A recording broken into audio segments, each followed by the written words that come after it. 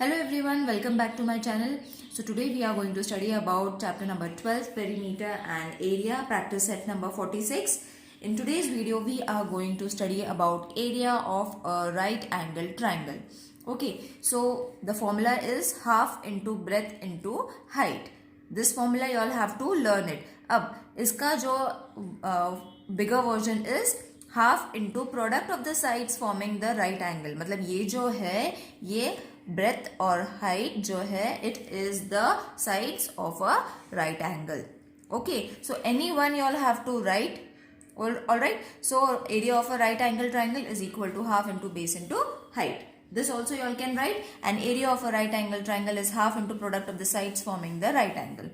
This also you all can write. So let's start with the first example. The length and the breadth of the page of a calendar is 45 centimeter and 26 centimeter respectively. What is its area? अब सबने rectangular calendar देखा होगा. It is in rectangle shape. Okay, rectangle shape का होता है calendar. तो the page of a calendar is rectangular shape. अब यहाँ पे दिया नहीं है, ऑलराइट, पर हमने उसे समझ लेना है that a calendar is a rectangular shape. It is always in rectangle shape. Therefore, the area of the page is equal to length into breadth. Now, what is the area of a rectangle? Length into breadth. This we have done in the last video, isn't it? जो हमने previous exercise किया था 45. In that we have learned the area of a rectangle is equal to length into breadth. So अभी length हमारे पास है 45 and breadth हमारे पास है 26. So we will write the numbers 45 into 26. अब इसका simple multiplication, many of you all are not knowing it, so I am going to multiply and show you all. That is 45 into 26. So 5 6 are 30, 6 4s are 24, 25 26 27 plus 0, 2 5s are 10, 2 4s are 8 plus 1 9, 0 7 9 plus 2 is 11. So this you all have to write, that is 1170. So therefore the area of the page of a calendar is 1170 centimetre square. Okay, तो मैंने ये बताया था last video में that हमें हमेशा भूल जाते हो आप लोग लिखना that it is centimetre square. Units are very important to write. Now let's move on to the second sum. What is the area of a triangle with base 4.8 centimetre and height 3.6 centimetre. So अब यहाँ पे हमें area of a triangle find करना है. Alright, जो भी हमने इसका वीडियो जो एरिया का फॉर्मूला है वो मैंने लास्ट वीडियो में बताया हुआ है. So you all can use the formula directly. Now अब यहाँ पे हमें बेस दिया हुआ है 4.8 जो हमें लिखना है. हाइट हमें दी है 3.6. Then you all have to write the formula. उसके बाद सब्सटीट्यूट कर लो, that is half into base कितना था 4.8 और हाइट कितनी है 3.6. ऑलराइट, अब हमें इसे कटिंग कैसे करना है वो मैं एक्सप्लेन करूंगी बिकॉज बहुत से बच्चों को ये कट करना नहीं आता है. So what I am going to do is I am going to explain you over here. That is half into 4.8 into 3.6 ऐसे था. सो 2 1s are 2, 2 2s are 4. यहाँ पे पॉइंट है तो यहाँ पे पॉइंट लगा लो. 2 4s are 8. ओके, सो अब हमारे पास क्या बचा है 1 इंटू 2.4 इंटू 3.6. सो ये हमें कटिंग में बताना है. ऑलराइट, तो 2 1s are 2.4. तो अब बचा है 1 इंटू 2.4 इंटू 3.6. अब हमें इसे मल्टीप्लाई करना है. Anything which is multiplied with 1 is going to give you the same answer. तो हमें डायरेक्टली मल्टीप्लाई करना है 2.4. I will do it over here.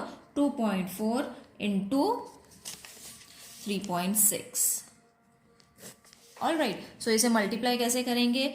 4 6 are 24, 6 2s are 12, 13 14 plus 0, 3 4s are 12, 3 2s are 6 plus 1 7, 4 6 8.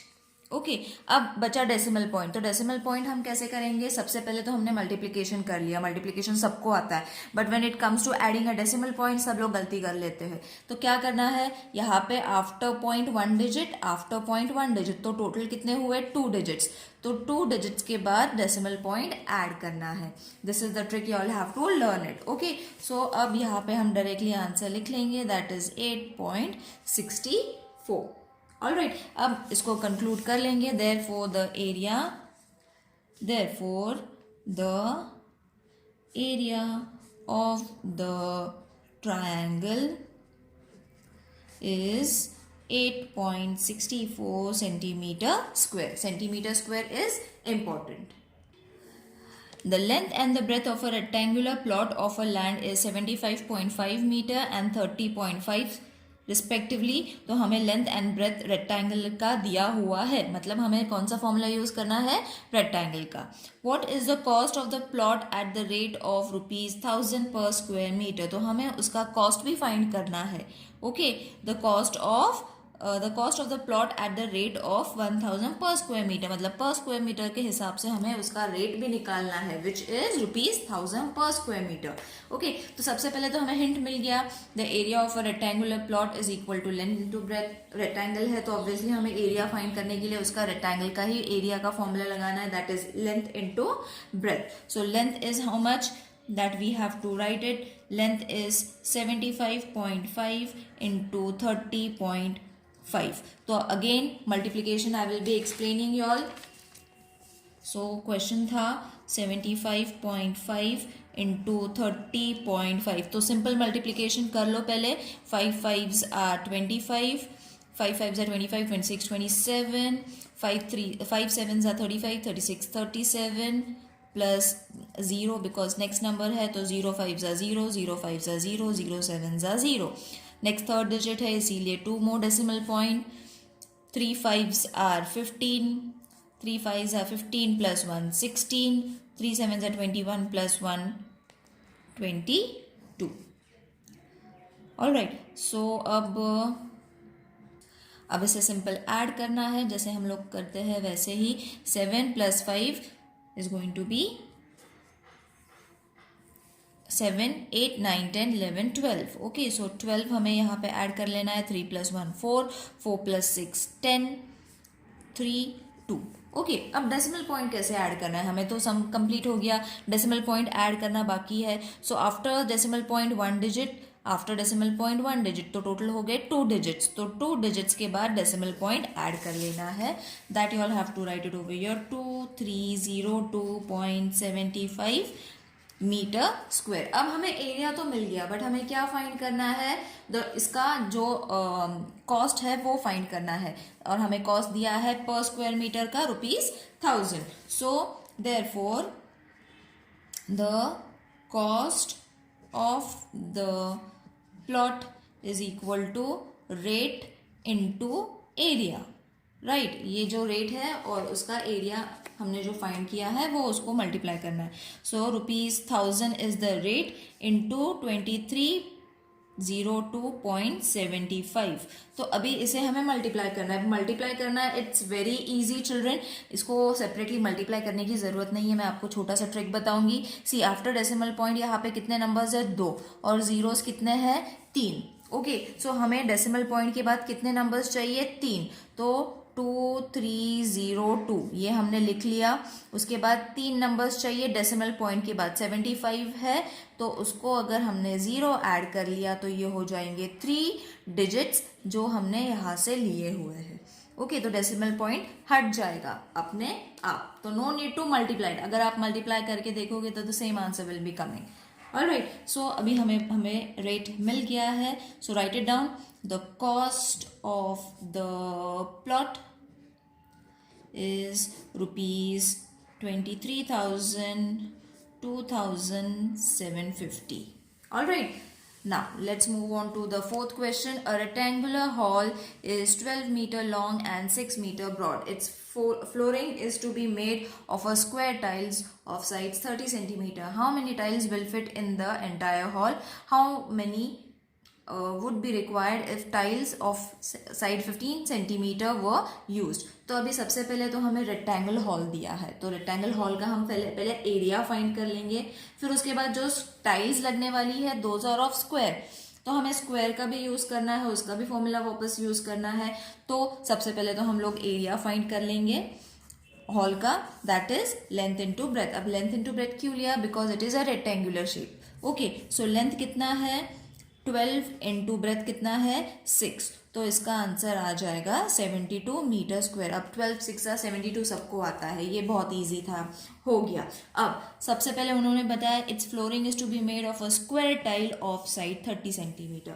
Okay, तो अभी 30 centimetre का जो tile है वो फिट होना है। सो therefore the area of 1 square tile, एक स्क्वायर का एक टाइल जो स्क्वायर शेप में है उसका क्या होने वाला है area? So 30/100 into 30/100 okay is equal to, अब इसको कैसे हम रिड्यूस करेंगे? It is very easy. एक तो इसको मल्टीप्लाई कर लो डायरेक्टली, और नहीं आता है तो फिर इसको ऐसे रिड्यूस करो। ओके, सो 3 3s आ जाएगा 9, 10 10s आर 100, तो हमें एक टाइल का 1 स्क्वायर टाइल का एरिया मिल गया। ऑल राइट, अब हमें फाइंड करना है the number of tiles, the number of tiles, कितने टाइल्स लगने वाले हैं। जो फ्लोर है वो रेक्टेंगल शेप का है, उसका हमने एरिया निकाल लिया। जो टाइल यूज होने वाली है उसका भी हमने एरिया निकाल लिया। अब हमें फॉर्मूला यूज करके फाइंड करना है कि कितने नंबर ऑफ टाइल्स लगने वाली है। So number of tiles is equal to area of the floor जो हमने फाइंड किया है, उसके बाद area of 1 tile. Got it? तो ये दो जो एरियाज हैं वो हमने यूज करना है। तो इसको यूज करना कैसे है? Therefore the number of tiles is equal to 72 divided with 9/100। All right, so अभी इसको कन्वर्ट करते हैं। 72 ऐसे ही रहेगा, इसको मल्टीप्लिकेशन फॉर्म में करेंगे तो 100 ऊपर जाएगा, 9 नीचे आ जाएगा। अब इसको डिवाइड करना बहुत ईजी है। 9 1s are 9, 9 8s are 72, 8 into 100 is going to be 800. So अब हमें कितने टाइल्स लगने वाली है? 800 tiles. But if the side of the tile is 15 centimetre, है ना, उन्होंने दिया भी है, मतलब 2 साइजेस दी हुई है, तो उसका भी अभी हमें एरिया फाइंड करना है। सो उसका एरिया हो जाएगा 15/100 इंटू 15/100। सो इसको भी हमने अगर डिवाइड कर लिया तो इसका आंसर आ जाएगा 3/20। ओके, 3 के टेबल से इसको डिवाइड कर लो, फिर उसके बाद इसको भी 3 के टेबल से डिवाइड कर लो, है ना। फिर आ जाएगा 3 3s are 9, 2 2s are 4, 2 zeros, so 400 metre square. Again अभी हमें फाइंड करना है उसका number of tiles. So number of tiles is equal to 72 divided with, because 2 sizes दी हुई है तो हमें दोनों साइजेस के हिसाब से आंसर फाइंड करना है। तो 72 मल्टीप्लाइड बाई ये 400 ऊपर चले जाएगा। ओके, 9 नीचे आ जाएगा, फिर से वही करना है। 9 1s are 9, 9 8s are 72, 8 4s are 32, बचे 2 zeros, वो ऐड कर दो। ओके, सो फर्स्ट इसका आंसर है 800 टाइल्स लगेंगी अगर उसका एरिया, उसका जो साइड है वो 30 सेंटीमीटर का रहेगा, और दूसरा वाला टाइल है 15 सेंटीमीटर का, तो 3200 टाइल्स हमें लगेगी अगर 15 सेंटीमीटर का टाइल है तो। Got it children? बहुत इजी है, डोंट गेट कंफ्यूज। इसे 2 नंबर्स दिए हुए, 2 नंबर्स अलग अलग दिए हुए हैं और दोनों का एरिया फाइंड करके हमें कंपेयर करनी है कि एक्चुअली कितने टाइल्स लगने वाली है। All right, now moving on to the next question. From the information given in the figure, find the perimeter and the area of the garden. अब यहाँ पे जो garden दिया हुआ है, सबसे पहले तो हमें उसे समझ लेना है. देखो, अगर ये garden दिया हुआ है, you all can refer the textbook children. तो ये डायग्राम ऐसे दिया हुआ है. इसका मतलब क्या है कि ये सारी साइड्स जो है वो 13 सेंटीमीटर की ही मीटर की है. Sorry, not centimetre, it is metre. 13 metres की है. So the figure has 12 equal sides with length 13 metre. तो आप इसको काउंट करो 1 2 3 4 5 6 7 8 9 10 11 12. ओके, सो ऐसी 12 साइड्स है. और कितने सारे स्क्वायर्स इसमें से फाइंड होंगे? सी 1 स्क्वायर, 2 स्क्वायर, 3 स्क्वायर, 4 और ये बीच वाला है वो 5 स्क्वायर. ओके, मतलब 5 स्क्वायर्स है और 12 इक्वल साइड्स है. तो हम सबसे पहले तो पेरीमीटर फाइंड कर लेंगे. इसका जो हमारे लेंथ और ब्रेथ दिया हुआ, जो लेंथ दिया हुआ है, ब्रेथ नहीं दिया हुआ है, लेंथ दिया हुआ है और 12 साइड्स आर इक्वल. तो its perimeter is going to be, perimeter find करना इजी है बिकॉज हमारे पास पता है कि 12 साइड्स है. तो 12 और लेंथ कितना है उसका 13. सो 13 12s आर 156 मीटर. अब हमने एरिया फाइंड नहीं किया इसलिए स्क्वायर नहीं आएगा. अब द फिगर कंसिस्ट, जैसे मैंने बताया कि इट हैज 5 स्क्वायर्स. मैंने काउंट करवा के दिए 1 2 3 4 5. ओके, सो 5 स्क्वायर्स है. So therefore each side is कितना? अगर ये 13 है तो ये भी 13 रहेगा, ये भी 13 रहेगा, ये भी 13 रहेंगे. Okay, all the sides of the square are equal. So therefore its area is equal to 5 क्यों? because 5 squares है into side square, isn't it? ये हमारा स्क्वायर का फॉर्मूला है, side square. Area of a square is equal to side square. So 5 into side कितना है? 13. सो 13 का square कितना है? 169. I think everyone knows. अगर नहीं आता है स्क्वायर रूट तो इसको मल्टीप्लाई कर लो. 13 सा 169. तो इसको मल्टीप्लाई करो. अब इसको मल्टीप्लाई करना इजी है because it is a single digit. That is why I am not showing you all right. So हमारे पास आंसर आ गया. देयरफॉर पेरीमीटर भी हमें मिल गया, वो लिख लो. Perimeter of the garden is 156 metre and area कितना है? Area is 845 meter square. Okay, I think everyone has got the answer and understood the exercise. See you in the next video. Till then, take care. Bye.